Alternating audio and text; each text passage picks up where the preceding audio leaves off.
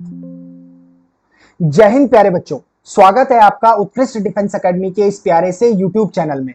तो बच्चों, परिश्रम बैच की इस बेहतरीन सीरीज को आगे बढ़ाते हुए आज हम फिर से कंटिन्यू करेंगे अपने लास्ट 15 इयर्स की फिजिक्स की सीरीज को। जैसा कि आपने देखा होगा पिछली वीडियो में कि हमने 2016 तक अपने सारे पेपर्स के क्वेश्चंस को सॉल्व कर लिया था, बहुत डिटेल में सॉल्व किया है, एक एक ऑप्शन को समझते हुए सॉल्व किया है और हर एक वो कॉन्सेप्ट जो पॉसिबल था हर एक क्वेश्चन से बनना वो मैंने आपको बताया है।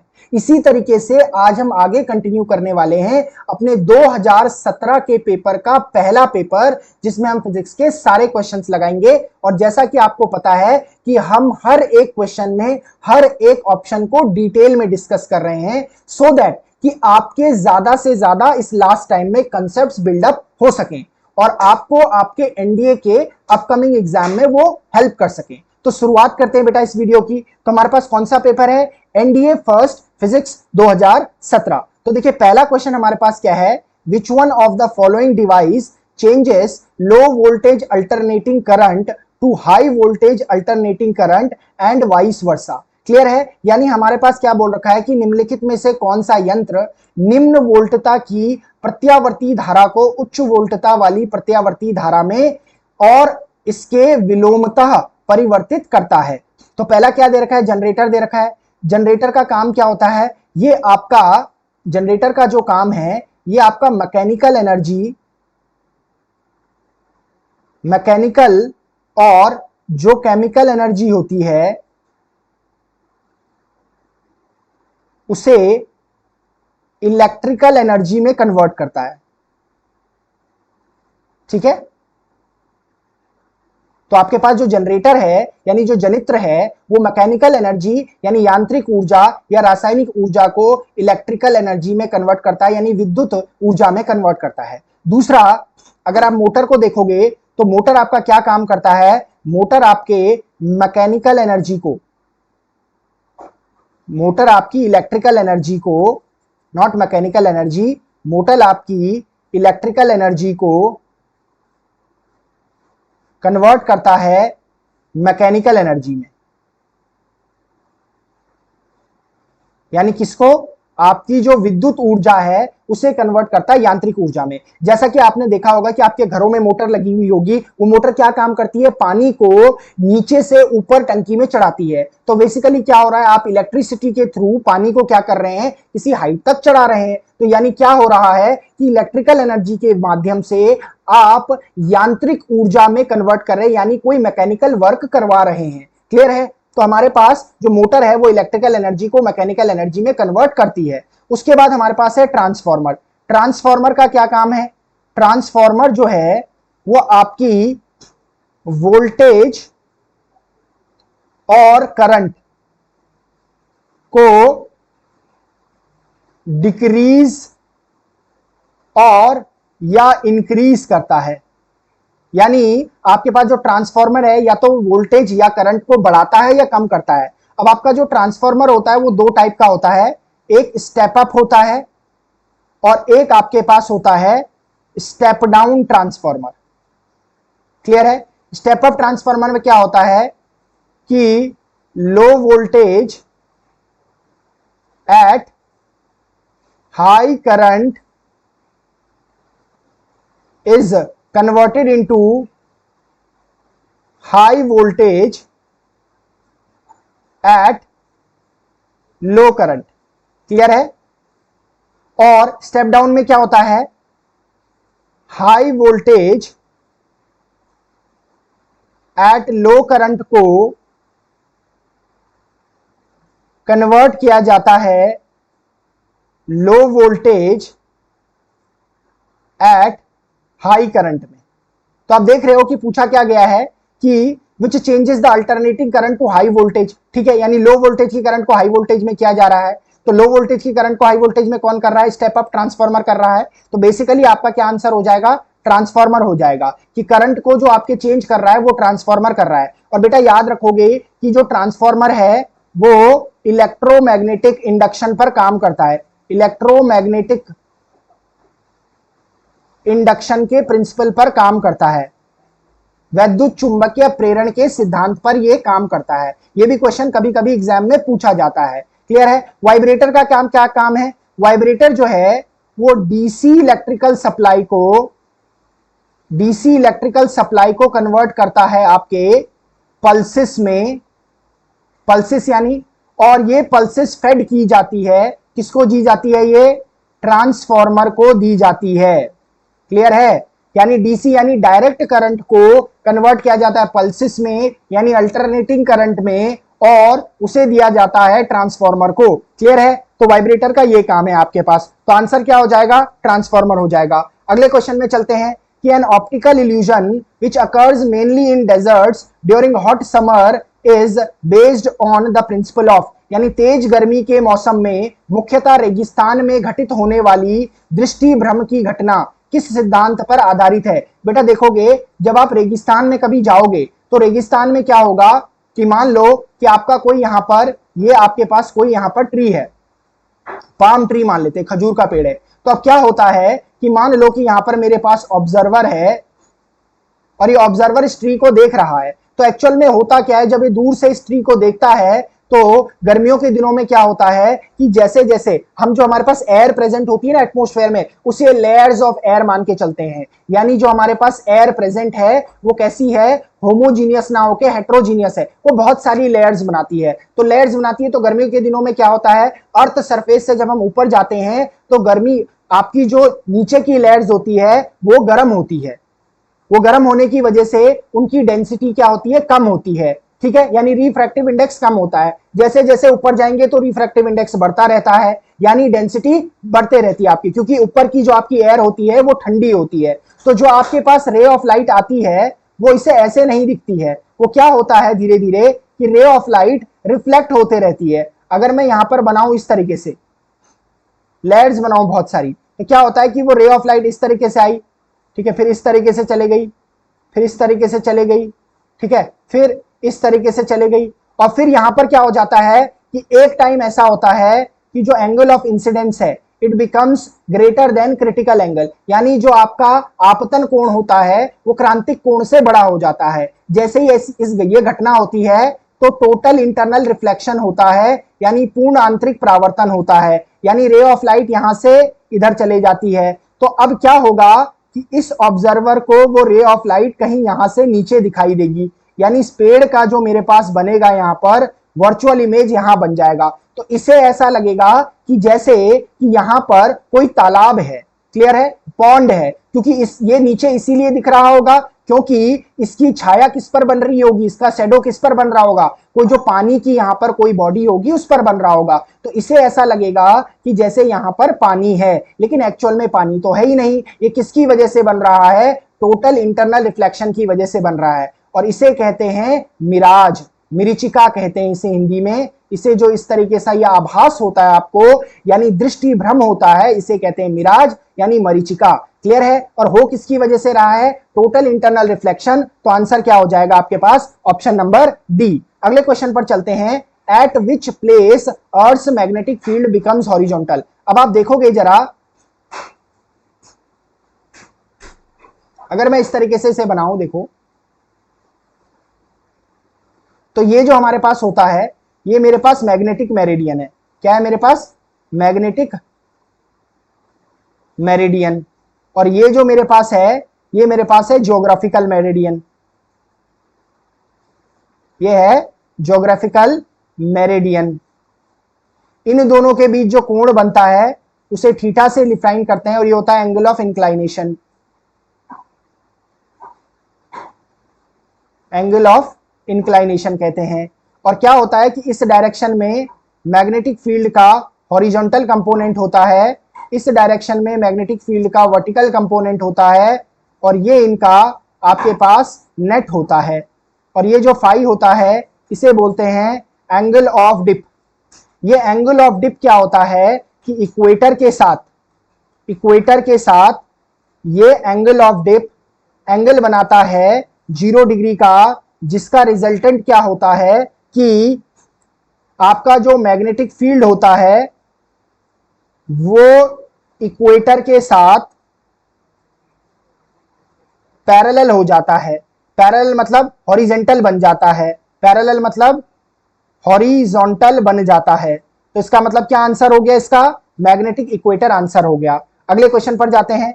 अगला क्वेश्चन कह रहा है the speed of car travelling on a straight road is listed below successive intervals of 1 second. हर एक सेकंड में एक कार की स्पीड को दिखाया गया है नीचे। अब इनमें से कौन सा सही है? पहला बोल रहा है कि with a uniform acceleration of 2 metre per second square, इसमें हमारे पास सेकंड है 16 मीटर इन 4 सेकंड ट्रेवल कर रहा है, या with average velocity of 4 metre per second travel कर रहा है। और तीसरी कंडीशन दे रखी है जो औसत यहाँ पर चाल है वो 4 मीटर प्रति सेकंड है। अगर आप देखोगे तो जो वेग में परिवर्तन हो रहा है वो 2 मीटर पर सेकंड हो रहा है, 2 मीटर पर सेकंड हो रहा है, 2 मीटर पर सेकंड हो रहा है, 2 मीटर पर सेकंड हो रहा है। तो इसका मतलब है, और ये हो कितने में रहा है? एक सेकंड में, हमारे पास एक एक सेकंड में हो रहा है हर समय। तो इसका मतलब अगर एक्सेलरेशन निकालूंगा तो 2 माइनस हमारे पास क्या आ जाएगा? 0 अपॉन मेरे पास 1 आ जाएगा, तो 2 मीटर पर सेकंड स्क्वायर आ जाएगा। और ये एक्सेलरेशन कांस्टेंट रहेगा, आप यहां पर भी निकालोगे तो भी यही रहेगा, क्योंकि 2 मीटर पर सेकंड हमारे पास चेंज इन वेलोसिटी आ गया और 1 सेकंड आ गया, तो 2 मीटर पर सेकंड स्क्वायर आ जाएगा। तो इसका मतलब है यूनिफॉर्म एक्सेलरेशन तो है,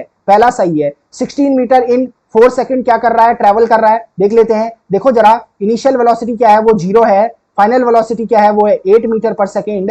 और टाइम कितना लग रहा है? t is equals to 4 second लग रहा है। क्लियर है? s इज इक्वल्स टू मेरे पास फॉर्मूला होता है ut plus half at square. u 0 है तो हाफ at स्क्वायर हो जाएगा। इसका मतलब है s is equals to 1/2 multiplied by 2, क्योंकि एक्सेलरेशन अभी अभी निकाला है 2 मीटर पर सेकंड स्क्वायर, और t का स्क्वायर मतलब 4 का स्क्वायर, इससे ये कैंसिल हो जाएगा। तो मेरे पास कितना आ गया? टोटल डिस्टेंस 16 मीटर आ गया। तो इसका मतलब ये भी सही है कि 4 सेकंड में 16 मीटर का डिस्टेंस ट्रेवल कर रहा है with an average velocity of 4 metre per second. अच्छा, एवरेज वेलोसिटी निकाल देते हैं। तो एवरेज वेलोसिटी कैसे निकलती है? टोटल डिस्टेंस ट्रेवल जो कि 16 मीटर है, और कितने समय में? 4 आपके सेकंड में, तो कितना आ गया?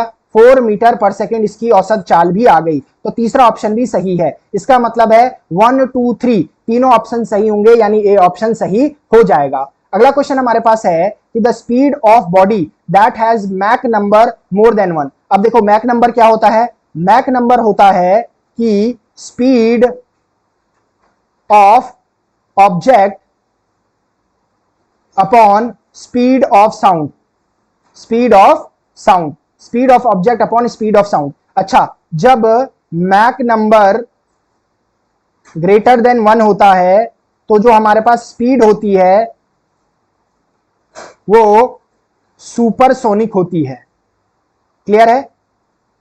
जब मैक नंबर लेस देन 1 आता है तो जो स्पीड होती है वो सबसोनिक होता है। अब ये क्या बोल रहा है कि हमारे पास मैक नंबर क्या है आपके पास?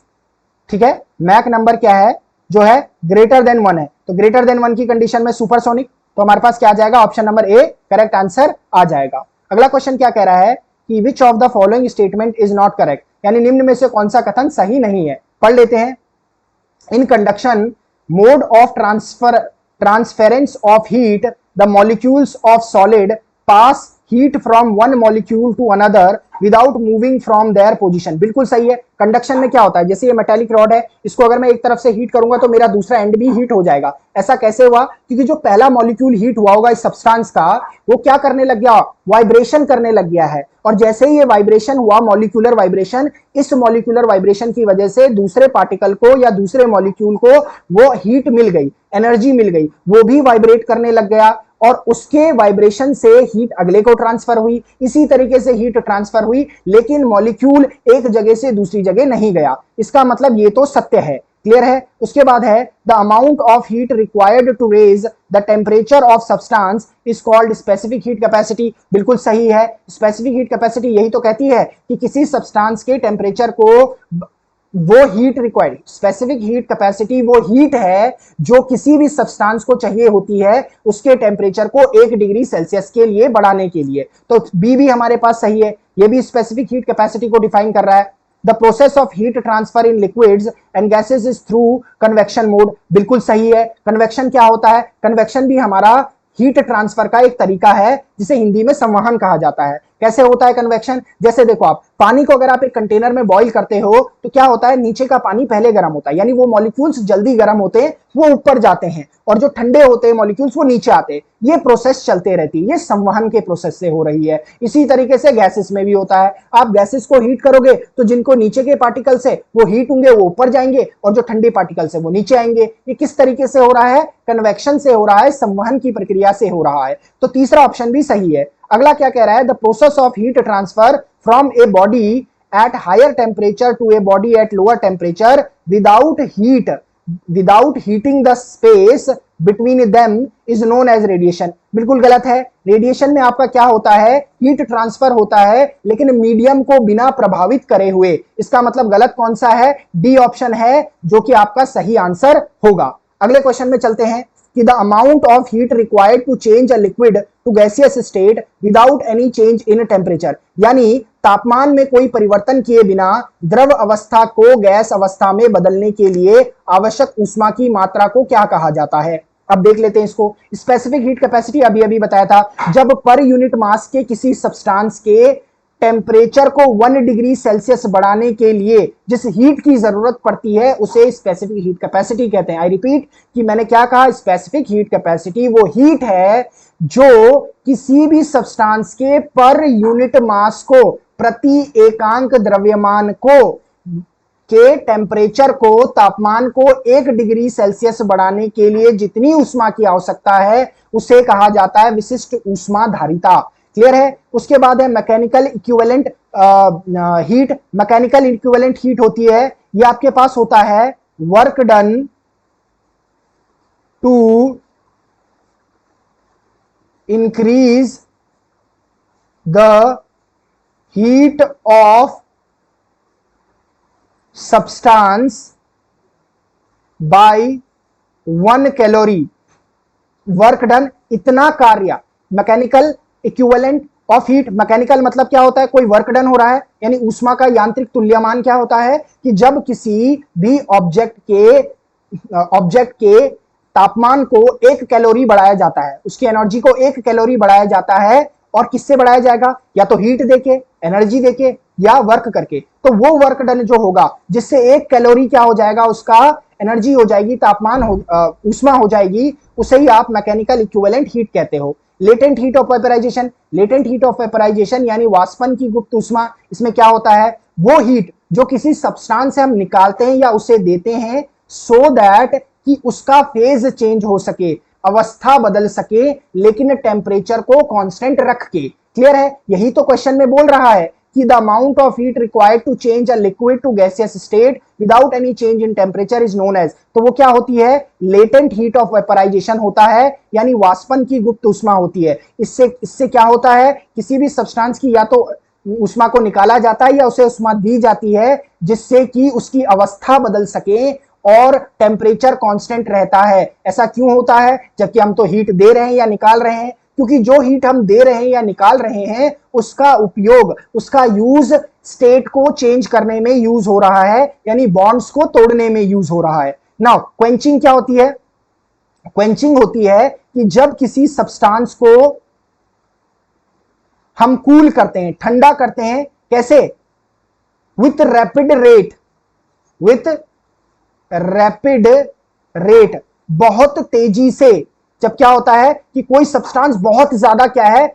बहुत ज्यादा गर्म है, बहुत ज्यादा हीटेड है, बहुत ज्यादा हीटेड है, इसको कूल किया जाता है बहुत तेजी से, और जब बहुत तेजी से इसे कूल किया जाता है तो कोई मेटल बन जाता है। इस प्रोसेस को कहा जाता है क्वेंचिंग, और इसे कहा जाता है हिंदी में समन। क्लियर है? तो ऑप्शन आपका सी सही होगा, जो कि क्वेश्चन में पूछा गया था। अगले क्वेश्चन में चलते हैं। The following figure shows the displacement versus time curve for a particle executing SHM. SHM की कंडीशन, एसएचएम में मैंने आपको बताया था कि जो रीस्टोरिंग फोर्स होता है वो आपके किसके बराबर होता है? -kx, यानी F is equals to -kx होता है। या आपके पास फोर्स कांस्टेंट है या स्प्रिंग कांस्टेंट है, और एक आपके पास क्या होता है? Acceleration is equals to -ω²x होता है, यानी A is directly proportional to -x भी होता है। ये भी एक कंडीशन है एसएचएम के लिए। क्लियर है? अब देखिए जरा, यहां पे बोल रहा है कि कौन सा ये इसमें आपके पास क्या है? कि the following figure which one of the following statement is correct. Phase of oscillating particle is same. अच्छा, कौन कौन से पार्टिकल कहां पर सेम फेज में है, किस समय पे सेम फेज में है। अब देखोगे जरा, ये मेरे पास क्या हो जाएगा, 1 हो जाएगा, ये मेरे पास 3 हो जाएगा, ये मेरे पास 3 के बाद ये 5 हो जाएगा, ये मेरे पास 6 के बाद 7 हो जाएगा, और ये मेरे पास 9 हो जाएगा। अब आप देखोगे जरा, इसमें सेम फेज में, phase of the oscillating particle is same at t is equals to 1 second and 3 second. 1 second और 3 सेकंड अलग अलग फेज में है। देखो क्योंकि क्या है, ये पॉजिटिव एंड में है, ये नेगेटिव एंड में है। उसके बाद phase of the oscillating particle is same at t is equals to 2 second. t is equals to 2 second यहां पर है, t is equals to 8 second, अलग अलग फेज है। आप देखोगे ये नेगेटिव की तरफ को जा रहा है, ये पॉजिटिव की तरफ को जा रहा है। Phase of the oscillating particle is same as t is equals to 3 second, t is equals to 7 second. t is equals to 3 second, t is equals to 7 second, बिल्कुल सही है। नेगेटिव एंड के मैक्सिमम की तरफ को है, negative and के maximum की तरफ को है, यानी t is equals to 3 second और t is equals to 7 second पे सेम फेज में आपका पार्टिकल जब एसएसएम कर रहा है। क्लियर है। अगले क्वेश्चन में जाते हैं। मैच द फॉलोइंग, इन्हें मैच करना है। देखो आपको डिजीज दे रखी है और यहाँ पर रेमेडी दे रखी है। हाइपरमेट्रोपिया, हाइपरमेट्रोपिया क्या होता है आपके पास, दूर दृष्टि दोष, जिसमें दूर का तो स्पष्ट दिखाई देता है लेकिन पास का स्पष्ट नहीं दिखाई देता है। अच्छा, इसमें होता क्या है, इसमें जो आपका फोकल पॉइंट होता है जो कि रेटिना पर बनना चाहिए था वो दूर चला जाता है। अब उसे पास लाने के लिए क्या किया जाएगा, कॉन्वेक्स लेंस का यूज किया जाएगा। इसका यूज किया जाएगा कॉन्वेक्स लेंस का, तो पहले का 4 हो जाएगा। प्रेस बायोपिया, प्रेस बायोपिया में दोनों समस्याएं आ जाती है। आपको दूर का दिखाई देने में भी समस्या होती है और पास का दिखाई देने में भी समस्या होती है। ऐसा कब होता है, जब व्यक्ति की बहुत ज्यादा एज हो जाती है, बुढ़ापा हो जाता है। ये किस वजह से होता है, सिलेरी मसल्स बहुत वीक हो जाती है। सिलेरी मसल्स हेल्प करती है किसी भी आई को फोकस को एडजस्ट करने में। तो फोकस को एडजस्ट करने की क्षमता जो हो जाती है आई की कम हो जाती है, जिस वजह से उसे दूर का और पास का दोनों देखने में समस्या होने लगती है। तो इसके लिए आपका कैसा लेंस यूज किया जाता है, इसके लिए बाइफोकल लेंस यूज किया जाता है। यानी इसमें कॉन्वेक्स और कॉन्केव दोनों लेंस होते हैं, यानी दूर और पास का देखने की रेमेडी होती है। मायोपिया, मायोपिया होता है निकट दृष्टि दोष, जिसमें निकट का तो आपको स्पष्ट दिखाई देता है लेकिन दूर का स्पष्ट नहीं दिखाई देता है। इसमें आपका जो फोकल पॉइंट है वो रेटिना पर बनना चाहिए था लेकिन रेटिना से पहले बन जाता है। अब उसको रेमेडी के लिए रेटिना पर वापस भेजना पड़ेगा इस फोकल पॉइंट को। तो इसका मतलब है ऐसे लेंस का यूज करना पड़ेगा जो रेज को डाइवर्ज करें, और वो कौन करता है, वो करता है आपके पास कॉनकेव लेंस। कैटरेक्ट आपके पास सर्जरी से सही होता है। कैटरेक्ट क्या है, मोतियाबिंद, जिसमें आंखें कैसी हो जाती है, दूधिया हो जाती है। ऐसा लगता है जैसे आंखों में जो आपके पास है दूध सा हो, स्मोकी हो जाती है। ठीक हो गया, यानी धुआं नुमा हो जाती है। तो आपके पास ये सर्जरी से ठीक होता है। तो मेरे पास क्या बन गया, ए का क्या बन गया, मेरे पास ए का 4, बी का मेरे पास क्या आ गया, बी का 2, सी का मेरे पास क्या आ गया 1, डी का मेरे पास आ गया 3। तो कौन सा है, 4213, 4213, option number A is your correct answer. अगला क्वेश्चन क्या कह रहा है, a circular coil of single turn has a resistance of 20 ohm. ठीक हो गया, a circular coil of turn has a resistance of 20 ohm. Which one of the following is the correct value for the resistance between the ends of the diameter of the coil? अब देखो क्या बोल रखा है इसमें कि आपके पास एक सर्कुलर कॉइल है और इस सर्कुलर कॉइल का जो रेजिस्टेंस है वो 20 ओम है। क्लियर है। अब बोल रहा है कि जो इसकी डायमीटर है, मान लो इसकी डायमीटर है, इसके दो एंड्स के बीच में तुल्य प्रतिरोध कितना होगा। अब देखो जब क्या कर दिया है, डायमीटर इसको सेमी सर्कल्स में कन्वर्ट कर देगा। तो जो आधा वायर इधर चला गया, आधा वायर इधर चला गया, तो 10 ओम इधर चला गया, 10 ओम इधर चला गया। अब अगर आप देखोगे तो ये कुछ किस तरीके का सर्किट है, ये कुछ इस तरीके का सर्किट हो जाएगा। अगर आप देखोगे इसे तो ये कुछ इस तरीके का सर्किट हो जाएगा और ये 10 ओम हो जाएगा और ये 10 ओम हो जाएगा, यानी ये पैरेलल में हो गए। और इसकी जो डायमीटर के पॉइंट्स है वो ए और बी ये ले लेते हैं, ए ये ले लेते हैं, बी ये ले लेते हैं। तो इनके बीच में जो आपके पास तुल्य प्रतिरोध हो जाएगा वो 1/r equivalent is equals to 1/10 plus 1/10, और ये आपके पास आ जाएगा 1/r equivalent is equals to 2/10, जो आपके पास आ जाएगा 1/5, और r equivalent is equals to आपके पास आ जाएगा 5 ओम। यानी आपका करेक्ट आंसर क्या होगा, 5 ओम इज योर करेक्ट आंसर। अगले क्वेश्चन की तरफ को चलते हैं। देखिए क्या कह रहा है कि in a solenoid the current flowing through the wire is I. ठीक है। सॉलिनॉइड में क्या हो रहा है, सॉलिनॉइड आपका क्या होता है पहले ये समझ लेते हैं। यानी परिनालिका क्या होती है, जब आप एक कॉपर को वायर को लेंगे और उसको कुंडली की तरह बना देंगे, कैसे इस तरीके से बना देंगे, देखो ऐसे एक वायर लिया और इस तरीके से आपने कुंडली बना दी, ठीक है, ये बना दिया आपने। जब इस तरीके से आप सिलेंड्रिकल शेप बना देंगे तो इसे ही आप क्या कहते हैं, सॉलिनॉइड कहते हैं। और जब आप इसे किसी सर्किट से कनेक्ट कर देंगे, किसी बैटरी से कनेक्ट कर देंगे, तो उसमें करंट फ्लो होने लग जाएगी और करंट क्या प्रोड्यूस करेगी सॉरी, मैग्नेटिक फील्ड प्रोड्यूस कर देगी, जिसकी वजह से इसके अंदर मैग्नेटिक फील्ड होगा। और सबसे स्ट्रॉन्ग मैग्नेटिक फील्ड सॉलिनॉइड के अंदर होता है, ये हमेशा याद रखेंगे, ठीक है। I number of turns per unit length कितना दे रखा है, N, this gives the magnetic field B. मैंने आपको बताया कि जैसे ही करंट फ्लो होगी तो मैग्नेटिक फील्ड दे देगा inside the solenoid. If the number of turns per unit length is increased to 2n, what will be the value of the magnetic field in the solenoid. क्या कहा जा रहा है कि एक सॉलिनॉइड है जिसमें करंट कितनी आई है, number of turns per unit length क्या है मेरे पास, n है। यानी अगर वायर की लेंथ n है और number of turns capital N है तो क्या हो जाएगा, n/L हो जाएगी इसकी वैल्यू, ठीक है। अब क्या कर दिया जा रहा है, नंबर ऑफ टर्न्स जो है मेरे पास वो लिए जा रहे हैं n dash is equals to 2n लिया जा रहा है, क्लियर है।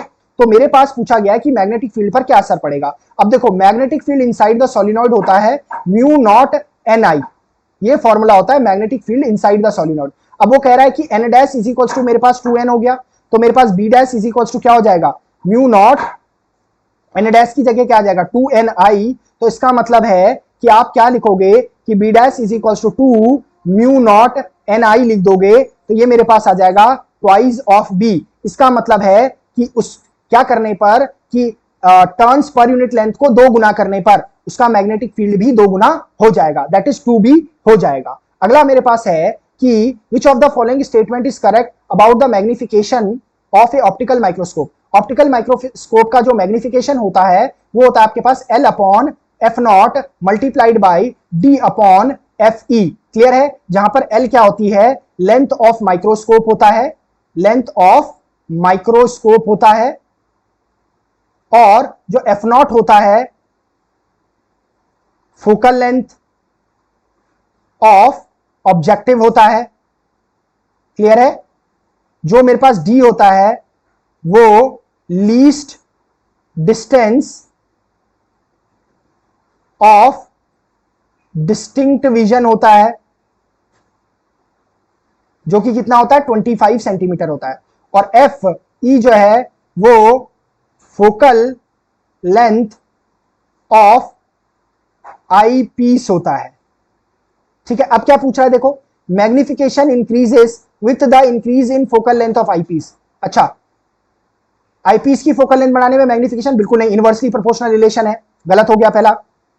Magnification increases with the increase in focal length of objective, ये भी गलत हो गया, इनवर्सली प्रोपोर्शनल रिलेशन है। फोकल लेंथ ऑफ ऑब्जेक्टिव की इंक्रीज करने पर मैग्निफिकेशन इंक्रीज नहीं होगा, गलत हो गया।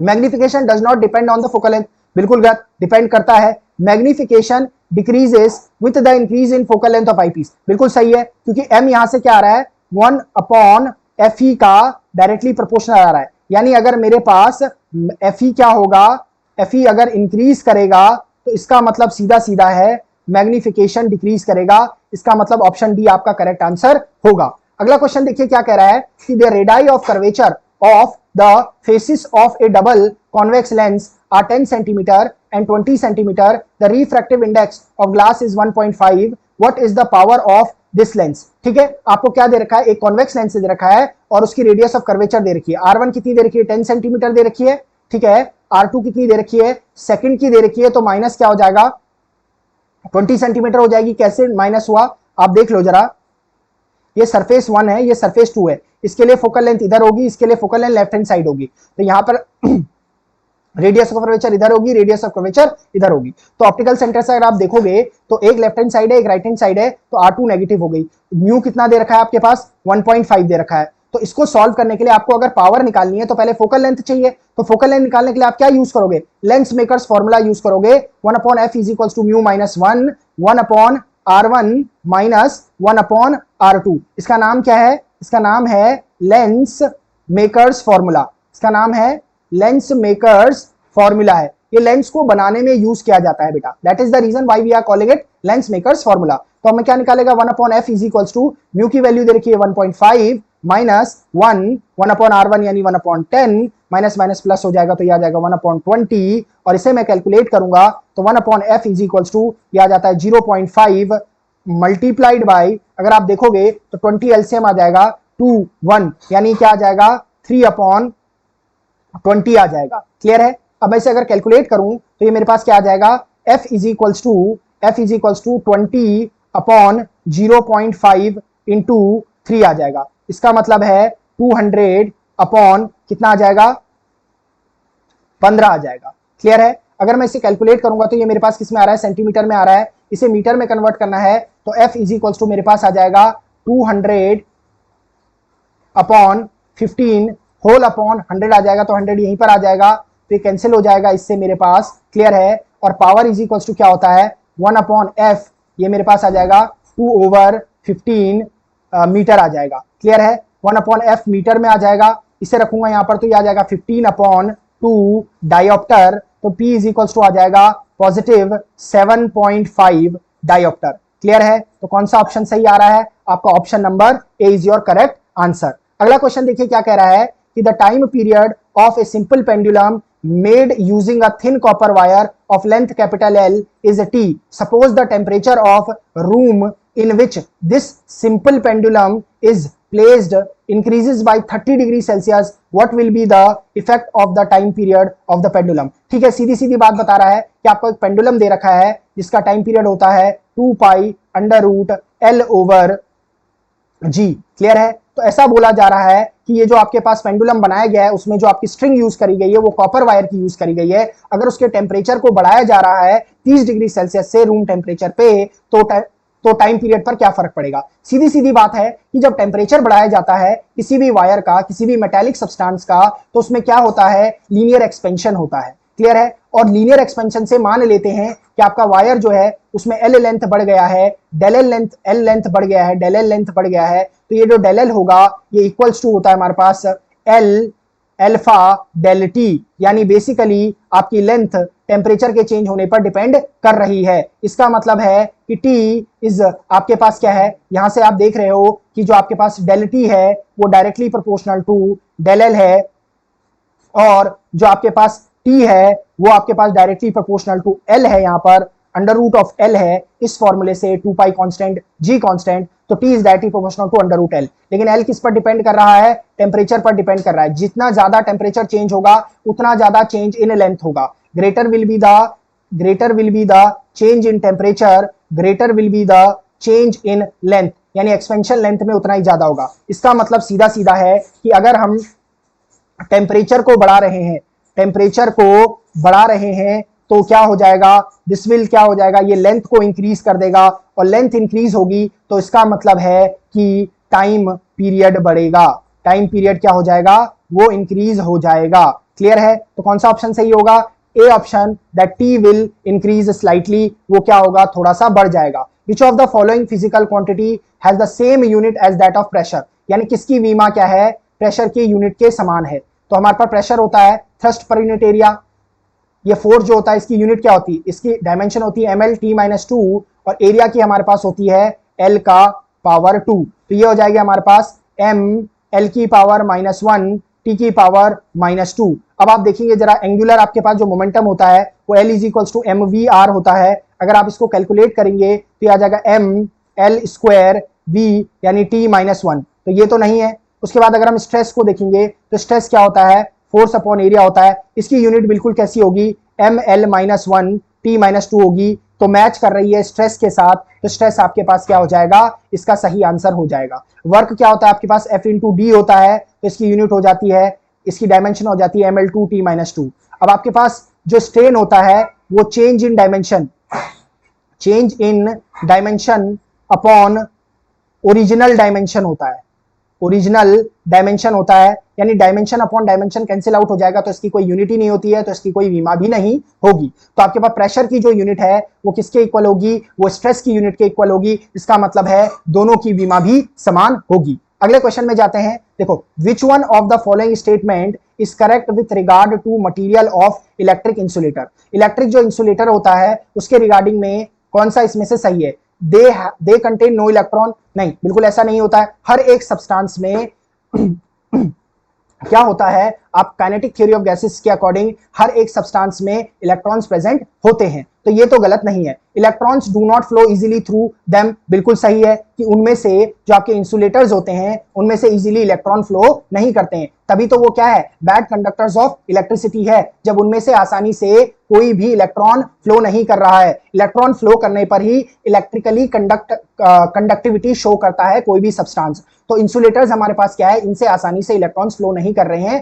That is the reason why they are not conducting the electricity. Clear है? दे आर क्रिस्टल, नहीं क्रिस्टल्स भी नहीं होते हैं, ठीक है। They have more number of electrons than the protons on their surface, बिल्कुल गलत है। आपके पास क्या होता है, कोई भी सब्सटेंस, कोई भी एटम क्या होता है, हमेशा न्यूट्रल होता है, तो ये तो बिल्कुल सही नहीं होगा। इसका मतलब ऑप्शन नंबर बी ही आपका क्या होगा, करेक्ट होगा।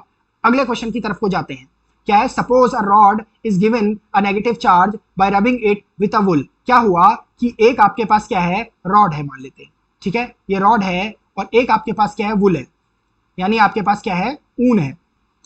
जब इसको इसके साथ रब किया गया, व्हेन दे आर रब्ड, तो क्या हुआ, ये कह रहा है कि रॉड के पास नेगेटिव चार्ज आ गया, रॉड के पास नेगेटिव चार्ज आ गया, और वुल के पास क्या आ गया, आपके पास ऑब्वियसली पॉजिटिव चार्ज आया होगा।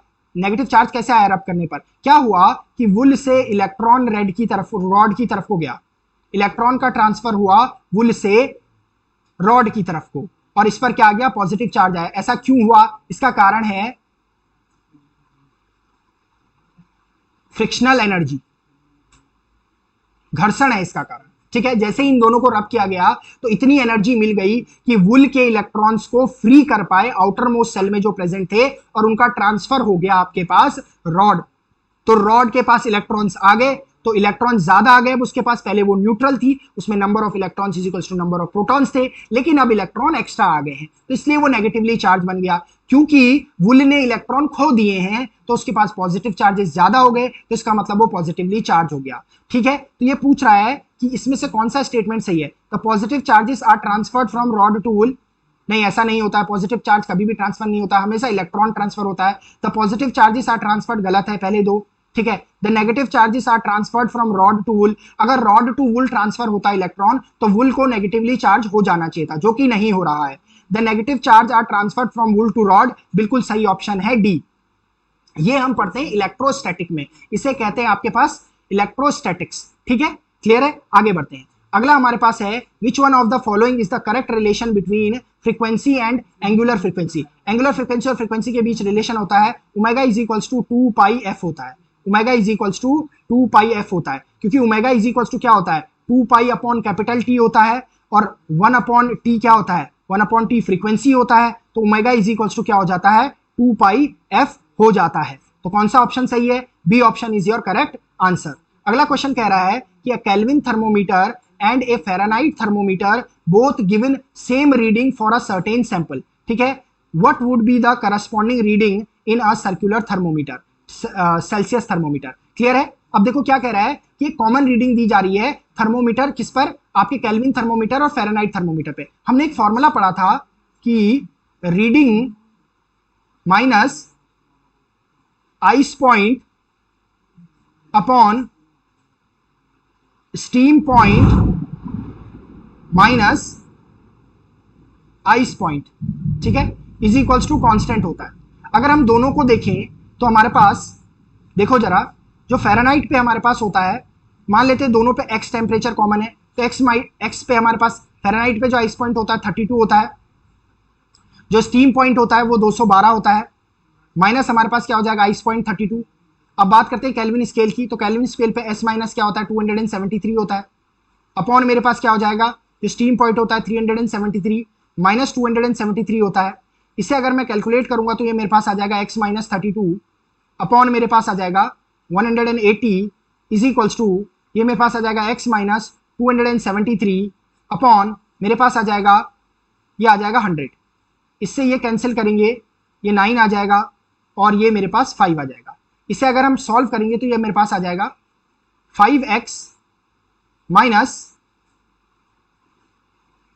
0160 is equals to 9x minus, इसको अगर मैं मल्टीप्लाई करूंगा तो देखो आपके पास 9457 आ रहा है।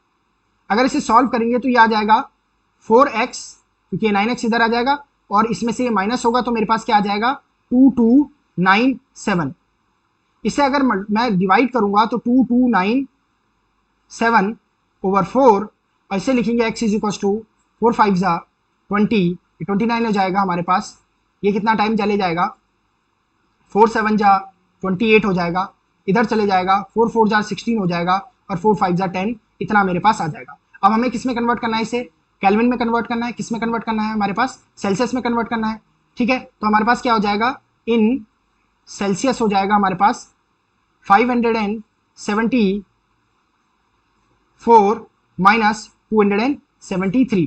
तो इसे देखेंगे जरा, क्या आ जाएगा 10301 डिग्री आपके पास आ जाएगा। तो यानी इसका मतलब है बी ऑप्शन इसका करेक्ट आंसर हो जाएगा। अगला क्वेश्चन कह रहा है कि if a potential difference applied to X-ray tube in is doubled while keeping the separation between the filament and the target as same, what will happen to the cutoff wavelength? अब देखो जो हमारे पास x ray tube होता है ना, उसमें जो minimum energy होती है, उस मिनिमम एनर्जी का फॉर्मूला होता है EV0 और ये मेरे पास होता है equals to HC over lambda cut off. अब मैं क्या निकाल सकता हूं यहां से, लैम्डा कट ऑफ निकाल सकता हूं, जो कि मुझे निकालना है, जो कि आ जाएगा HC ओवर EV0। अब क्या बोल दिया गया है कि इनके बीच के जो फिलामेंट है उनके बीच का जो आपके पास फिलामेंट है उनके बीच का पोटेंशियल डिफरेंस को 2 गुना कर दिया गया है। इसका मतलब एक नया V0 आ गया है जिसे ट्वाइस ऑफ V0 कर दिया गया है। तो नया मेरे पास लैम्डा डैश कट ऑफ क्या आ जाएगा, कट ऑफ क्या आ जाएगा, HC over twice of EV0 आ जाएगा। इसका मतलब है lambda dash cut off is equals to मेरे पास क्या आ जाएगा 1/2 HC ओवर EV0 क्या है, लैम्डा कट ऑफ है। इसका मतलब आधा हो जाएगा, that is your option number C is your correct answer. Clear है। अगला क्वेश्चन पूछ रहा है कि which one of the following statement is true for relation F is equals to capital G m1 m2 over r square.